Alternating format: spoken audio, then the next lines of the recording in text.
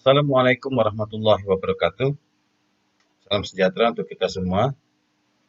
Jumpa lagi dengan saya di Ego 7 Up. Pada video kali ini, saya akan menjelaskan secara teori tentang flowchart, apa itu flowchart dan lain sebagainya. Oke, langsung saja kita uh, menuju layar untuk penjelasannya. Apa itu flowchart? Flowchart adalah bagan alir yang menggambarkan langkah-langkah penyelesaian suatu masalah yang digambarkan dengan simbol-simbol. Artinya flowchart ini adalah suatu penyelesaian masalah dengan menggunakan simbol-simbol. Nanti apa saja simbol-simbolnya akan kita tampilkan. Biasanya juga flowchart merupakan cara penyajian dari suatu algoritma. Nanti pada pertemuan selanjutnya saya akan jelaskan apa itu algoritma. Oke, kita lanjut. Tujuan dari membuat flowchart itu yang pertama menggambarkan suatu tahapan-tahapan penyelesaian masalah. Masalah di sini adalah apabila kita ingin membangun sebuah program, jadi tahapan-tahapannya itu kita gambarkan dengan menggunakan flowchart. Flowchart tujuannya adalah membuat lebih sederhana, terurai, rapi, dan jelas. Dan menggunakan simbol-simbol standar, artinya simbol-simbol yang mana dimengerti oleh yang bergerak di bidang IT.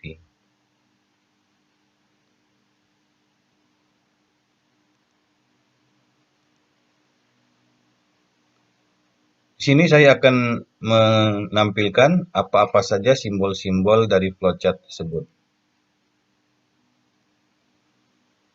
Itu yang pertama adalah arus data yang merupakan jalan dari suatu proses. Selanjutnya adalah simbol komunikasi link, yaitu menyatakan transmisi data. Simbol konektor berfungsi untuk menyatakan sambungan dari proses ke proses lain, tapi dalam satu halaman yang sama.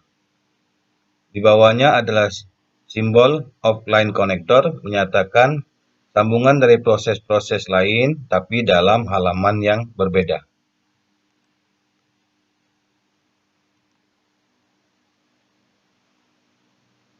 Ada juga simbol proses adalah menyatakan suatu tindakan yang dilakukan oleh komputer. Dan juga ada simbol manual yang menyatakan suatu tindakan sama seperti simbol yang di atas, tetapi simbol yang di bawah itu dilakukan secara manual. Yang di atas itu dilakukan secara komputerisasi. Ada lagi simbol seperti lupis itu adalah simbol decision, menunjukkan suatu kondisi tertentu. Dan nanti akan menghasilkan dua pertanyaan. Pertanyaannya nanti jawabannya ya atau tidak. Selain itu tidak ada. Selanjutnya simbol predefined process, yaitu menyatakan penyediaan tempat penyimpanan, pengolahan untuk memberi harga awal. Jadi misalnya kalau kita memberikan harga A sama dengan 10, maka kita pakai simbol ini. Ada simbol terminal, yaitu permulaan atau akhir dari suatu program. Artinya, kalau kita membuat suatu flowchart, maka harus ada simbol ini. Artinya simbol menyatakan kita memulai membuat flowchart. Ada lagi simbol carrying operation, menyatakan segala jenis operasi yang diproses dengan menggunakan suatu mesin yang mempunyai keyboard. Ada lagi simbol offline stroke, menunjukkan bahwa data dalam simbol ini akan disimpan dalam suatu media atau biasa dikenal dengan eh, data data tempat penyimpanannya. Nah, tadi ada simbol input untuk proses, ini ada juga simbol input, simbol manual untuk proses, dan simbol manual untuk input, yaitu memasukkan data secara manual. Ada juga simbol distro, menyatakan input berasal dari disk atau output disimpan ke disk. Dan simbol dokumen, artinya kita membuat suatu output berupa dokumen. Dan simbol display mencetak keluaran dalam layar monitor. Selanjutnya ada simbol input atau output, menyatakan proses input atau output tanpa tergantung jenis peralatannya. Ini simbol yang kita pakai dalam membuat flowchart sistem, adalah menggambarkan input dan outputnya.